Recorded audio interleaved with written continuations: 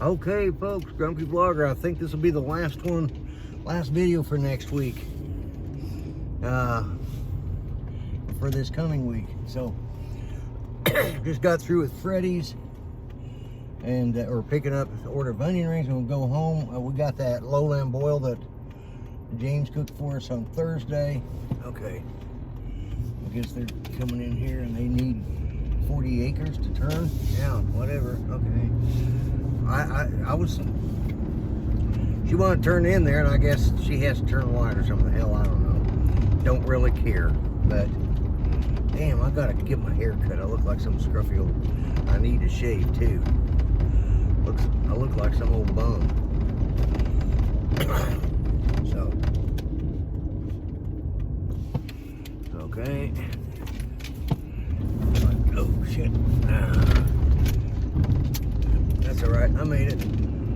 It were yeller, but I made it. Almost didn't. So, okay, I'm headed home, and I'm going to get my truck. I'm going to get my truck tire size, and I'm going to go online and start pricing some tires. And then I'll be honest with you, I probably will go to Walmart because I got those for the price. I got the better truck tires at or the better tires, you know, for the price at Walmart than I could at the same tires, say, over at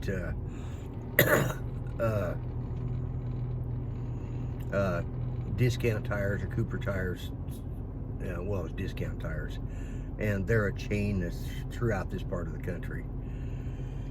Here in the States, you know, they're all over the place. This particular one is owned by Wiseman Brothers, which I know them. I've known them. We bought tires from them for years. We're talking going on 40 years. And we actually raced RC cars with, well, the original brothers are, well, if they're alive, they're probably in their 80s now. I suspect they're probably closer to, they're, you know, maybe even in their 90s, but anyways, they were a good tire company, and they're, you know, a good tire store to go to. And you know, the name discount doesn't apply anymore because hell, when you can go to Walmart, and this is all they handle is tires, so they go through tons of tires. Walmart handles everything from diaper rash medicine to hemorrhoid cream and tires to boot. So, you know, it's not like, I mean, yeah, there's more Walmart stores, and so I guess the competition isn't fair, but, you know, still, when you're a tire store and that's all they do, tires and rims and some custom stuff, you would think they would have a better price, but apparently not. So, maybe it's because Walmart is such an internationally big, you know, when you consider old Sam Walton was just a good old boy from Arkansas, you know, and, you know, so, I don't know. I'll go wherever I can get the best price for the best tire. I'll be doing some checking, but we were going to go up to the cabin today, but we just decided we didn't want to take the risk after yesterday, so that's on my agenda for this next week. And I gotta remember to get tags on the van on Monday, or I will never hear the end of that. Oh my God. Judy can't remember what she watched on TV yesterday, but she can damn sure remember when I've done something wrong. You know, that was, you know, so twice I've let those tags go. One time was because we weren't driving the van. The other time was I just didn't realize it, and she was right and I was wrong.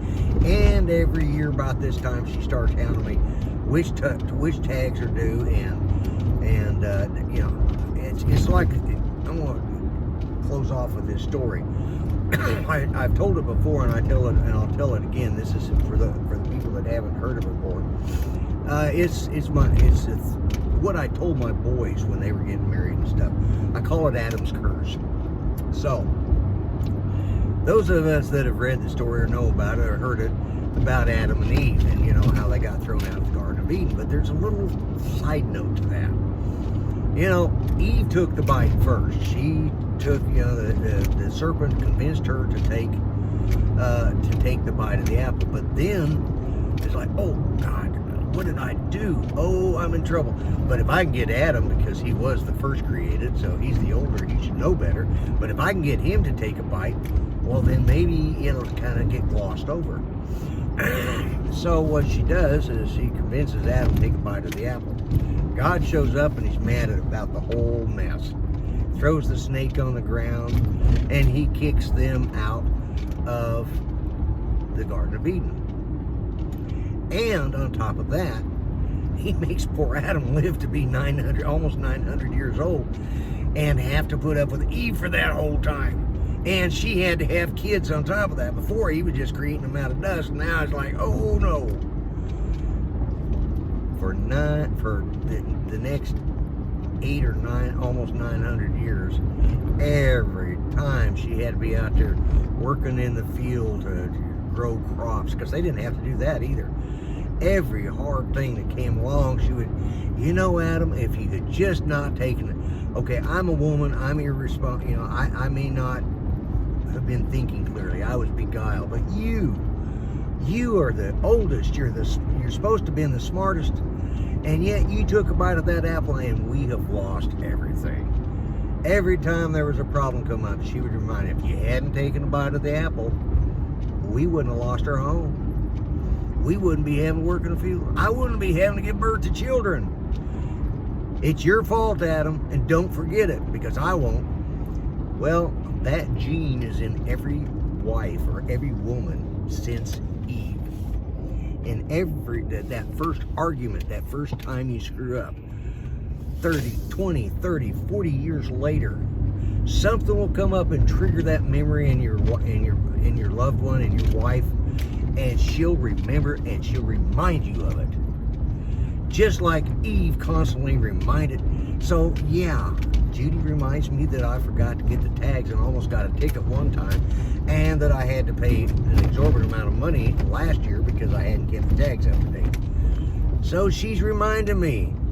That's what I call Adam's curse.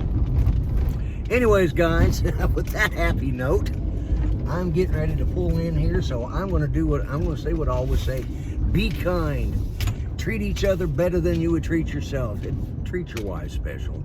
I may joke about that, but treat them special if you've got a wife or a significant other. And all lives matter, including the unborn. And well, all lives matter, period. God bless, God help the USA. I'm the Grumpy Vlogger, and I'm out of here. Bye-bye for now.